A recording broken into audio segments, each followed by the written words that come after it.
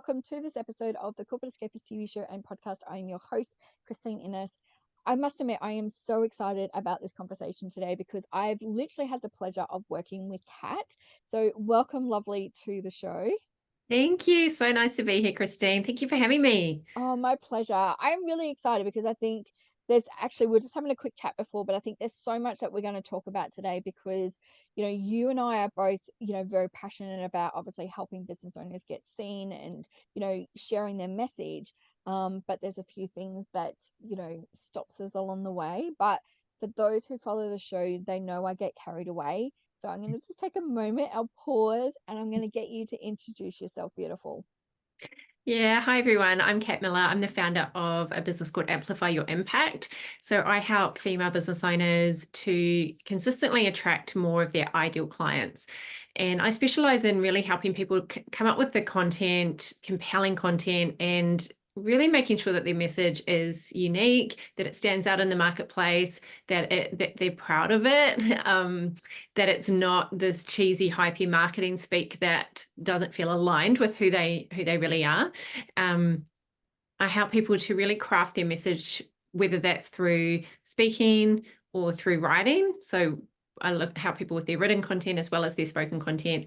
And really, I struggled when I first started out in business to get clients, and I never want anyone to feel that same unnecessary struggle. Business is challenging and amazingly rewarding, but there's unnecessary struggle that a lot of people suffer with. And so I decided that as soon as I figure out how to get clients, I'm going to share it with as many women as I possibly can.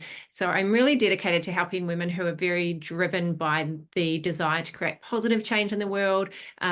Christine, I love that we really connected over making a big impact, growing a thriving business, because a lot of people start out in business and unfortunately, the stats are that 8 out of 10 businesses fail long term. So I'm all about defying the odds and looking at what are the things that make business owners actually thrive and have a business that they love, that's really enjoyable, that's really impactful, and is also profitable as well.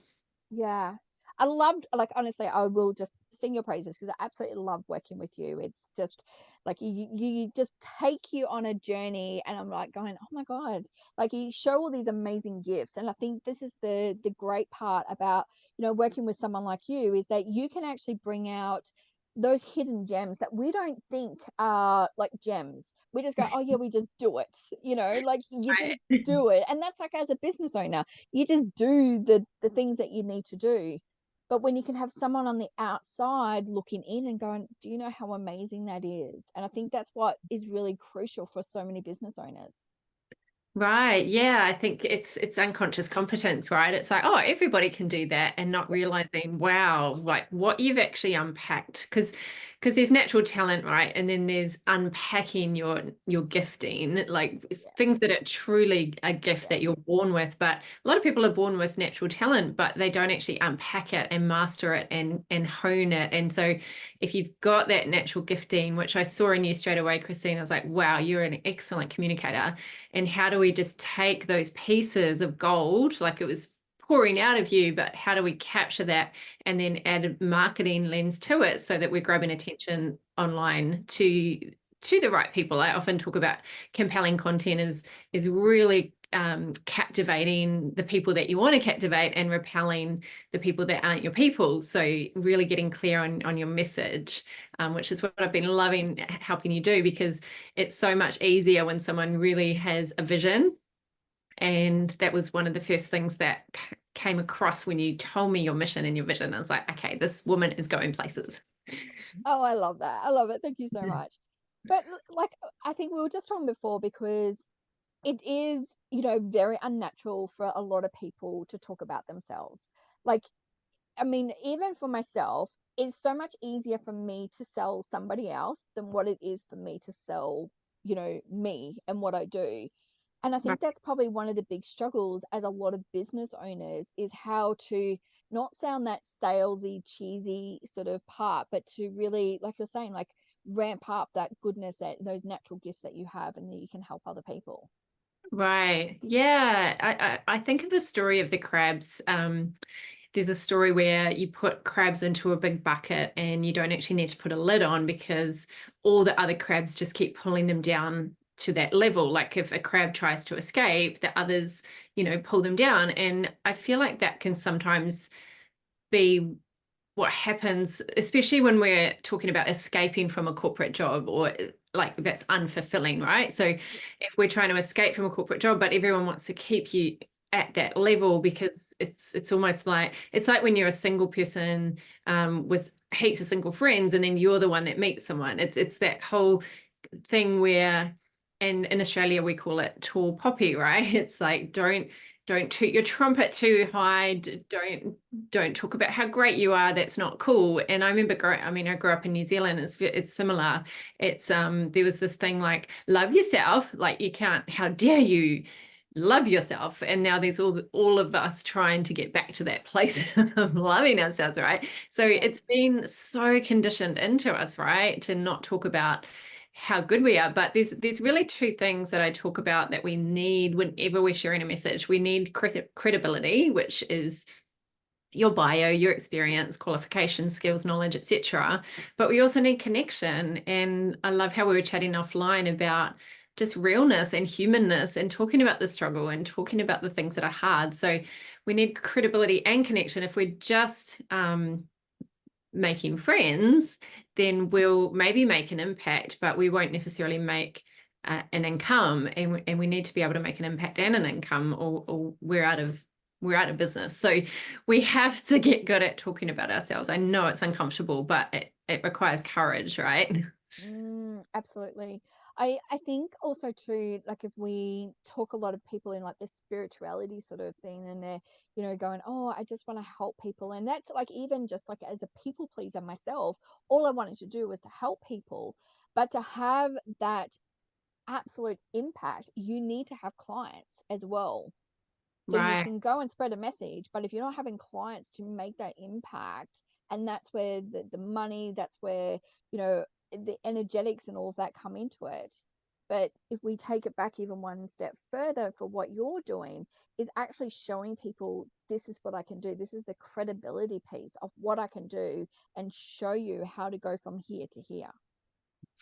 Right. Yeah. I love what you said about, like, it's almost like there's this mutually exclusive thing. Like, I don't want to, I don't want to focus on making money. I just want to help people, as if they're two separate things. So it's actually, they go together. Yeah. You can't help people without making money. And the more money you make, the more you can help people, So I think that was one of the first things I really needed to learn in business, that they go together, impact and income, and you have to have both. And so, when I guess when you're starting out in business and you're really just trying to get clients, and just trying to get your head above water and cover all the expenses that are going out, if you haven't got to that place of confidence, like, this is me, I'm going all in, I'm not going back to my job, then it's almost like we are in this vulnerable place, and we've got to get to a place where, like, I'm going all in, I'm going to make this work, I'm doing this until it works, and taking courageous action, which is feeling fear and taking action anyway. And that's when the confidence comes. We've got to be really protective of that time, especially when we're first starting in business, to make sure that you're constantly building yourself up and not feeling like you're going to be pulled back, because otherwise you'll keep in this place of indecision. Like, should I go back to my job? Am I going to make this work? Do you know what I mean? Like, have you had those conversations with people, Christine, about that? Oh, I've even had it to myself. Like, there's so many times you sit there like going, oh my God, can I do this? Can I do it? Because I think what a lot of people, they see the end results, but they don't see the hard work that it takes to constantly show up in business as well. Right. Right. And I think what we can see on social media is the overnight successes, and the people that are making 6 figures, 7 figures, 8 figures, and think that, like, okay, what's wrong with me that I'm not there yet? And Yeah. something I've learned, and I'm quite transparent with my clients about this, is everything takes longer than you think. And most things are harder than you actually think. So it's definitely, entrepreneurship's not for everyone, and it's not for the faint-hearted. It requires showing up with courage all the time, and it requires facing your stuff all the time, especially when you start putting yourself out there even more on videos, on interviews, on things like this, because you're really just exposing yourself to judgment, right?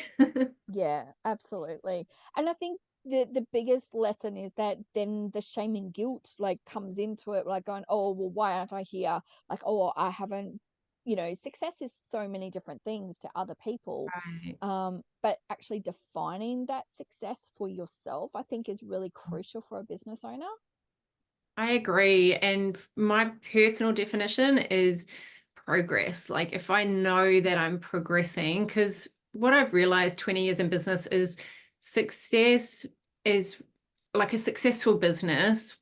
I don't view it as how much profit I'm making as such, although that is a metric, it is a Yeah. way of measuring, but it's not the only way. For me, if it's a lot of iterations, I thought it was this one big thing. I used to think it was this, if I just crack the code. Whereas, I think there is a point where you get to where you're like, okay, this is going to work for me. I am able to get clients. I do have enough money to stay in this and to be in this full time.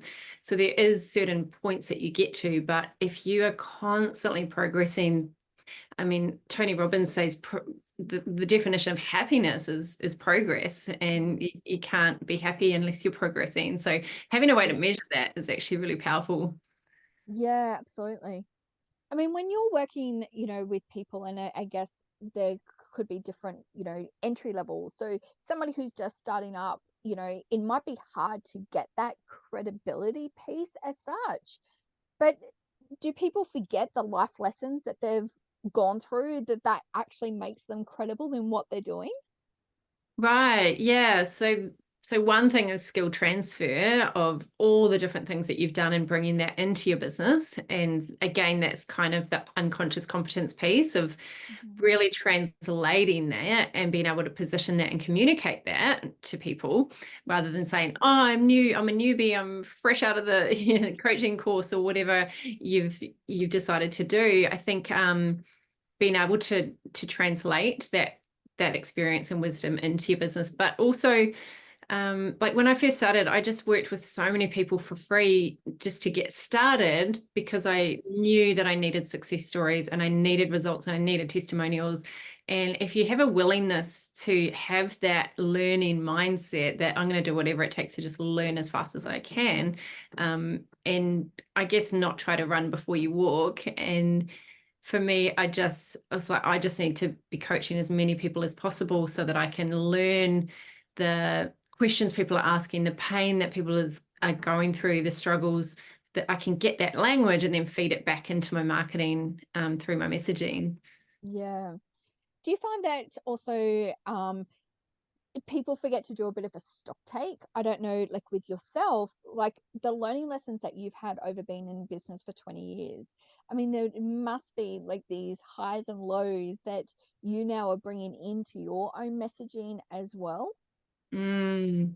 Yeah, I love that word stock take. I think it's a really powerful thing to do, is to just keep kind of pausing and saying, okay, what have I learned? Like something that I personally did, which I'm glad that a mentor told me to do this, is give myself feedback after every coaching session and after every event. So on my post-event checklist, the very first thing I've got there is give myself feedback, and I write usually at least a full page of feedback, and again, that's progress. So I can, no matter where I'm at, if I have a low month, a high month, a challenging month, I can go, okay, I know that I'm progressing because I'm getting feedback from people. So every time I run an event, I ask people for feedback, and I incentivize that, because that is gold, that is growth and progress, to be able to give yourself feedback and also receive feedback. And I think our ability to receive feedback is, I think feedback's been delivered quite badly for a lot of people. And so there's a resistance to receive feedback. And I get it. Like if I hear someone say, can I just give you some feedback? It's kind of like your defenses can go up a little bit.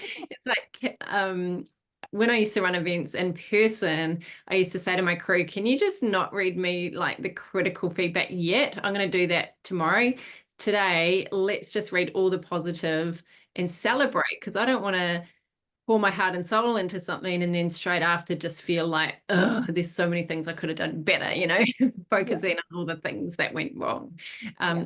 I know I've just taken us on a big tangent there, but No, but I love it. I love it so much because I think, you know, I mean, obviously, like coming from corporate, we've had our, 3-month reviews and all that sort of stuff. So it is all, hey, this is what you need to do better. It's not like giving you positive stuff. So I think as a business owner, we need to be more positive, for what we've achieved, but also too, it actually allows us, like you're saying, to keep going because it is hard. yes, right. Yeah, I'm a big fan of celebrating everything and celebrating. Like one of my clients ran an event last night and I text her, you did it, well done, heaps of celebration emojis before I said, how did it go? Or before, I didn't say how many people came, how many people signed up, because I just wanted her to feel that dopamine hit of like, I did it, I've got that Yeah. sense of achievement. And I think it's so easy to focus on all the things that we do wrong. There's a great book called The Gap and the Gain, where he talks about it's Benjamin Hardy and Dan Sullivan, and they talk about there's just an obsession to fixate on the gap, between where we are and where we want to be. But if we never focus on the gain and we never reward ourselves for, all those courageous action steps that we've taken in business, anyone that's been in business for more than 5 minutes has taken a lot of courageous action. So anytime someone tells me they're in business, I know that they've had to overcome a lot of fears, because it's not the status quo. It's not what we're conditioned to from school, to go and take a leap and be an entrepreneur. Yeah, no, exactly. And how, like, obviously, like, if we talk about like celebrating success and then for, people then sharing that, like, we can celebrate our own success. However, to put it out there for others, like we're saying that tall poppy syndrome, going, hey, oh my God, look what I've done, without, I guess that sense of feeling going, oh my God, I can't believe I just did that. Because I think so many of us do that. It's like something massive happens and we might quietly celebrate. But Right. I think there's a missed opportunity for so many business owners to actually put it out there to let people know what they've done. Yeah, something that's helped me a lot is is being grateful, like when you do share something like that, just being grateful for the people that made it happen, because none of us achieve success on our own. Like all of us have had mentors and guidance and books Yeah. and articles and just things that have got us to this point. So I feel that by balancing credibility with humility and just having those two things together, and honoring, I love every time I talk about something that I've done great, I love to think, how can I honor my mentors, or the people that showed up, or the people that gave me a go when I was first starting out, or how can we be humble and honoring, because I think it just balances the energy a little bit. I don't think there's anything wrong with just saying, hey, I did this cool thing, but if you are having that kind of icky feeling, and it means you're going to avoid sharing it, there's another principle that I teach when you're presenting, is that when you're talking about yourself, just drop your energy a little bit, but when you're talking about what it means for other people, to raise your energy. So it might sound something like, hey, I've been so blessed to have won this award. And what that means is that I'm able to really condense all the knowledge that I've put together and be able to share it with you. So you're just raising your energy a little bit when you talk about what that means for someone, or you raise your energy when you talk about, how grateful you are to your mentors and coaches. Yeah. Yeah. I love that. That's a really like easy tip that somebody can implement like right now, because I think, we're going towards, I'm in a reels challenge at the moment. So, it's more about showing up and online with people. And I think video is like becoming a really great content way for people to showcase their business as well. Massive. It builds so much trust. You get to know someone so much quicker through just hearing them speak, their mannerisms, their style, their philosophies, you pick it up so fast. And for most people that are working with service in a service capacity, it's not like we're selling a commodity like a product, right? So you can kind of hide your face. And I think with AI now, anyone can build a website and just have a faceless brand. But if you're some type of coach, consultant, healer, psychologist, like all these service type things, then really you're completely missing out on a massive chunk of your audience if you're not showing up on camera. And it does, again, it takes courage, but courage to me is the thing in business where you're constantly taking that action even though you're feeling fear, and confidence is the reward of that. So a lot of people say, oh, just fake it till you make it. And I get that. I get that you've just got to show up and kind of pretend to be confident. But there's also confidence naturally as a byproduct of taking those courageous actions and showing up on camera imperfectly and knowing that you're going to get better and better and better. But the first time you do it, you're probably not going to be great. And that's okay. Oh, absolutely. I shared my very first live and I look at it, I'm like cringing, but then I'm like going, oh my Lord, like, look how much difference, plus also different hair color over the 5 years. But, I think it's great, like to sort of have those milestones and you can reflect back on it to see how far you have come. And I Right. love how you're using the word courage, because I think anybody who has that courage to start a business needs to be celebrated. Yes, yeah. If you're watching this and you've taken that step, Christine and I just want to applaud you.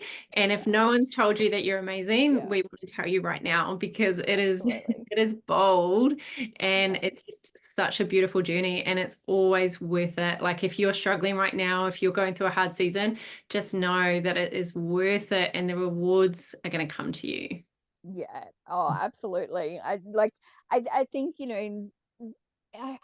for me, I know being surrounded by, you know, people who are literally in business and they can share the highs and lows with it. What has been like a key part of your success, like in staying in business for 20 years? The biggest thing has been getting support. I just couldn't do it without mentors. Yeah, I think the fastest way to succeed is to find someone who's doing what you want to do and just learn as much as you can. And I think I wish I'd done it sooner. When I started out in business, I just was like, oh, just give it a crack. I'll see how it goes. I look back now and I think, why didn't I take more people for coffee and just say, hey, can you just tell me what you've learned? Can you tell me yeah, the challenge? Give me your wisdom. I just was a bit naive, but I look back now and I think it's those key times where I got support. That's what moves the needle. It's not going on rabbit holes on the internet. It's conversations, and conversations with a wise person. It's worth more than a whole library of books. If someone can give you, if they can see insight, hey, you need to stop doing that and start doing that. You can't really get that from a book because the author doesn't know you, right? yeah, I mean, I love reading, I love books, but to have that human that's got their eyes on your business and can really give you some hard truths, because we've all yeah, got blind spots. None of us can see the picture because we're inside the frame. You can't see it on the inside. So having other people's eyes and having people that are able to give you feedback in a way that you can actually receive it, well delivered feedback. I put myself in environments all the time where I get feedback. I have a minimum of a coaching session every single week where someone is giving me some type of feedback, and I just ask for it. I'm like, give it to me. And sometimes it's a bit like, ooh, like, oh, but yeah, it's how you grow. yeah, absolutely. And I think I always say to people, if you want to go on personal development, start a business, because you're going to learn more about yourself than any course Right. with it. What has been one of the biggest things that you've learned about yourself?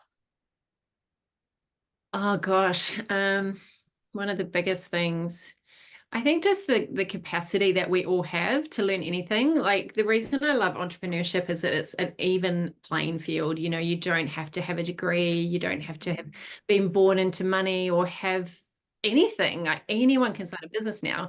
And I think about our great grandmas and the opportunities that they didn't have. They could have started businesses, but for us to literally pick up a phone, talk to it and have the world listen, like that would have blown their minds, I'm sure. And I just don't want to miss any opportunity to share my message when it's so easy. You know, when I started out 20 years ago, obviously there was no LinkedIn, there was no WhatsApp, there was no Zoom, there was none of that. It was all just conversations with people. So I realized that although technology changes, people are pretty much the same, and people, it all comes down to relationship. You know, business is relationship, and making money happens from conversations. And so it's your willingness to just get out and have as many conversations as possible. Yeah, I love that so much, because I think well, I truly believe that COVID taught us one of the best lessons is how much we actually do crave connections.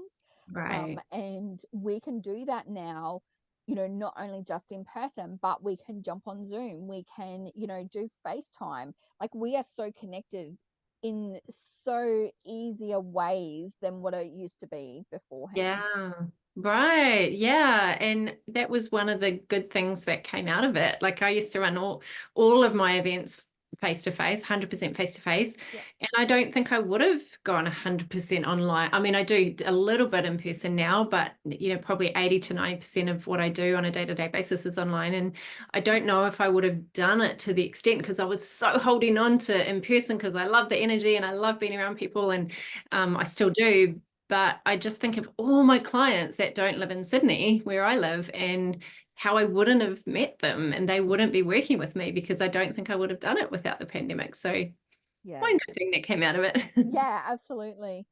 If somebody was like, obviously they're listening to this right now and they're going, okay, well, I've started my business, like, what would be one key tip for them if they're looking for a mentor, or they're looking to work with someone to, like you're saying, to really help them do that connection piece to attract their ideal clients?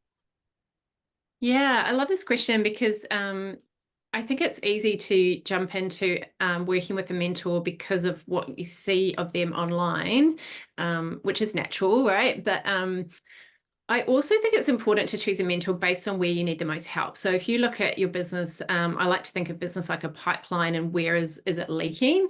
So Yeah. obviously there's many aspects of business. For example, there's, from a broad sense, there's marketing, there's sales, there's branding, there's finance, there's you know, the different categories, creating an online course, creating a website, all of those things, and going, where do I need the most help? And then who has I guess a business that I want to be like, so that I can kind of walk in their footsteps, so that that's going to save me a whole heap of time. So for example, people that want to run online events are my ideal clients, because I've done that for so long, and from 10 years of running events, I've put together templates and checklists and cheat sheets, and because I'm doing this every day, you know, so I'm able to save my clients so much time and energy, which makes them a whole lot more money. So it's really looking at the gaps in your business and going, okay, where are the gaps? And then who's gone before me? Like, who's not just one step ahead of me, but who's multiple? Like, I kind of think it's a little bit of a fallacy that we just have to be only one step ahead of your client, because you can still do it, but I know that it's taken me years to get where I've got to. And so the longer you've been a specialist, the faster you're able to help this person back here, because you've gone through all the different challenges. You know what I mean? Yeah, You're able to see them in like 3 to 5 years, rather than like, oh, I'm only just ahead of you. that's So right. that would be my advice on that. Yeah.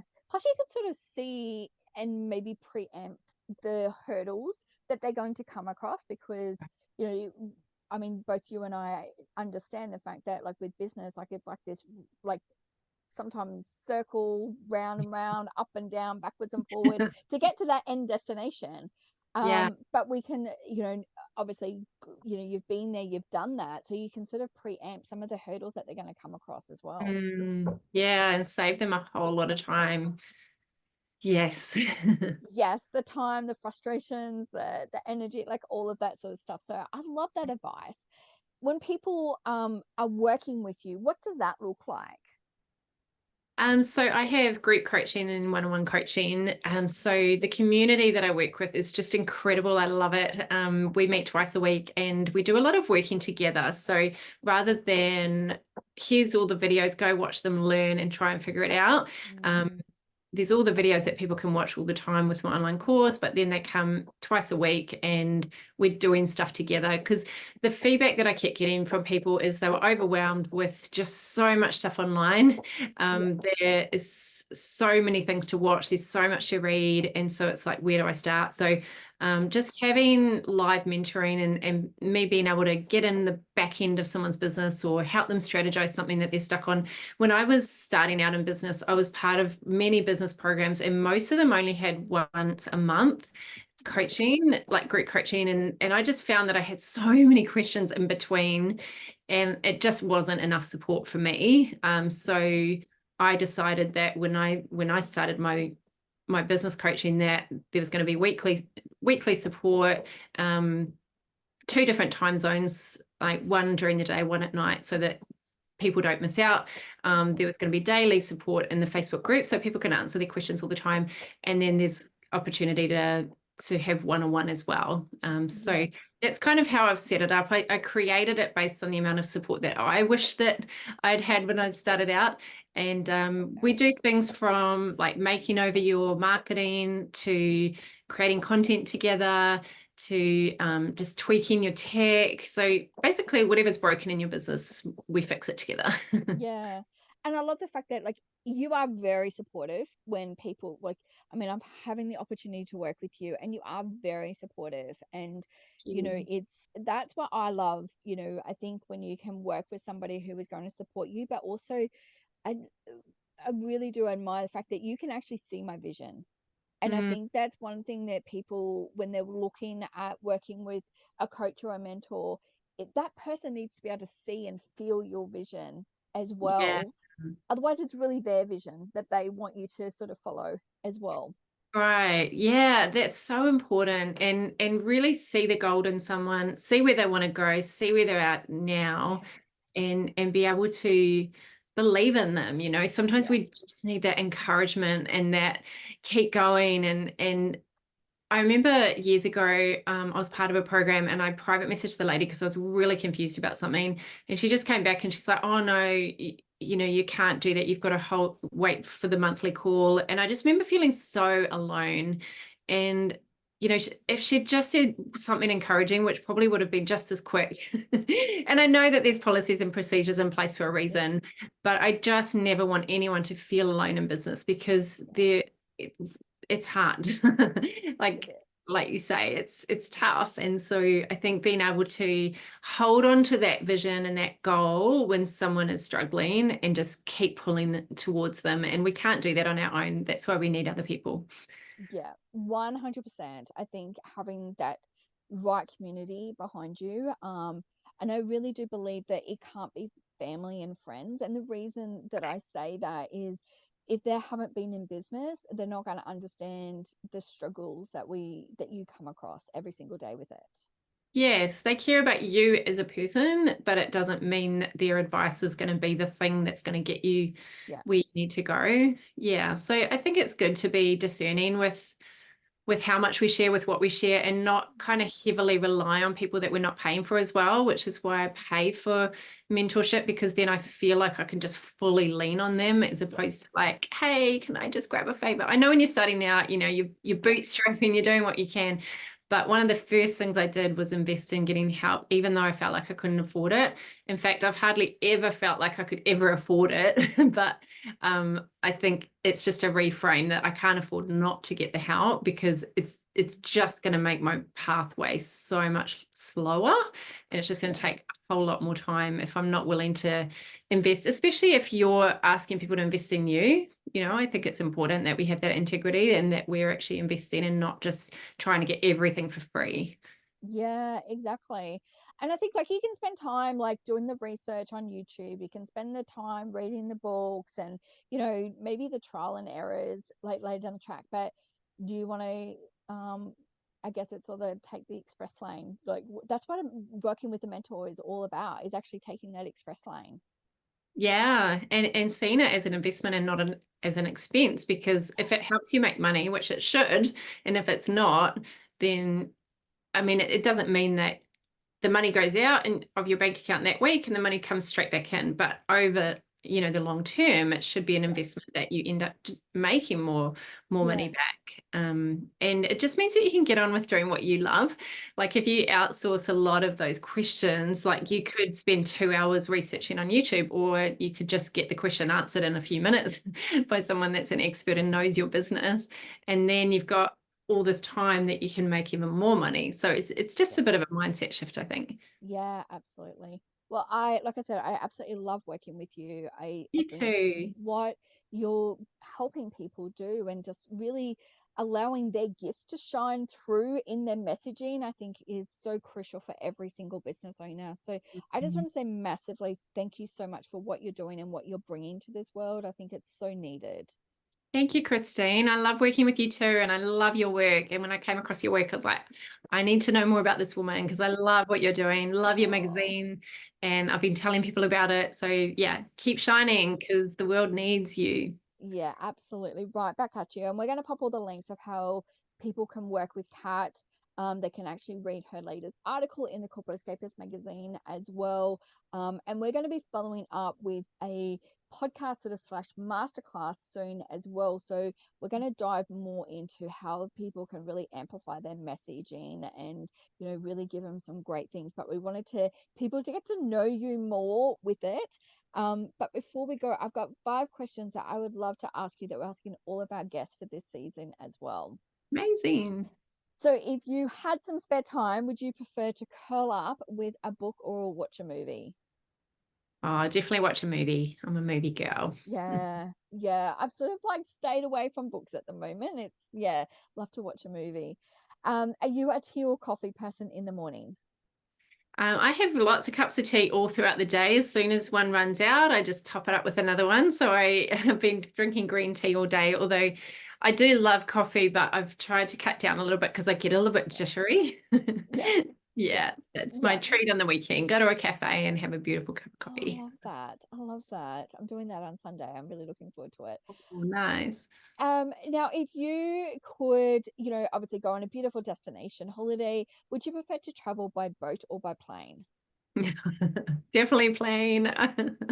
Yeah. Get there quicker. Yeah, I love Get there it. quicker and just chill out. Yeah. And you're about to have a dinner party and you're allowed to invite one special guest, and that can either be from the past or the present. Who would it be? So many people. I get obsessed with people and I just like consume everything that they've got.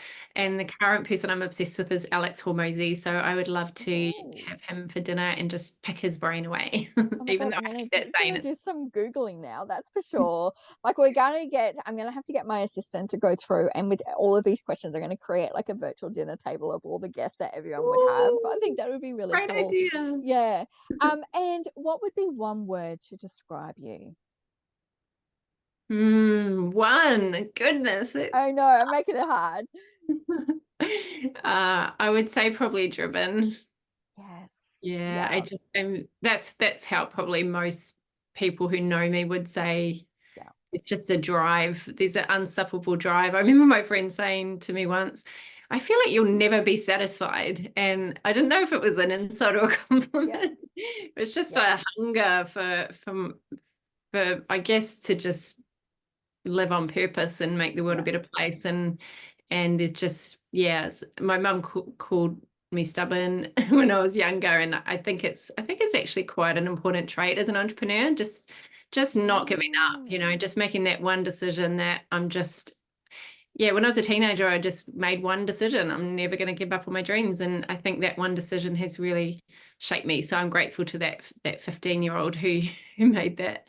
I love that. I love that so much. And I think what we were told we were too much of as a kid, I think actually is our unique gift that we have for the world.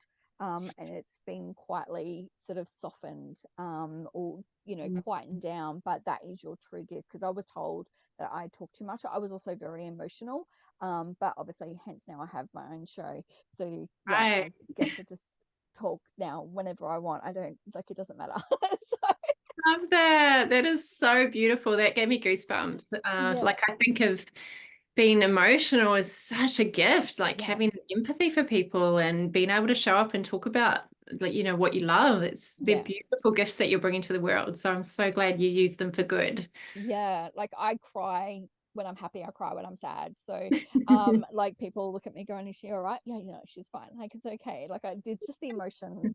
I think Kirsten Bell says it on you'll have to go and watch the episode that she's on Ellen, and she'll go like her emotional radar like is like this all day. So I'll go from 0 to 10 like that, and then yeah.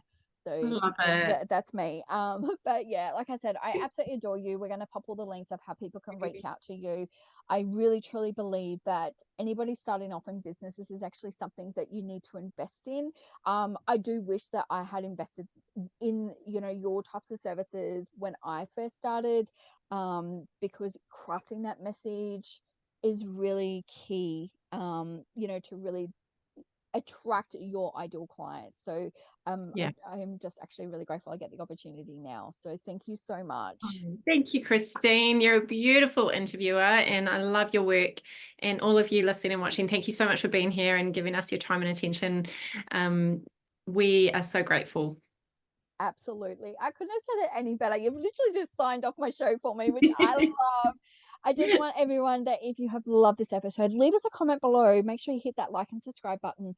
And remember to live life to the fullest every single day. Love and light to you all.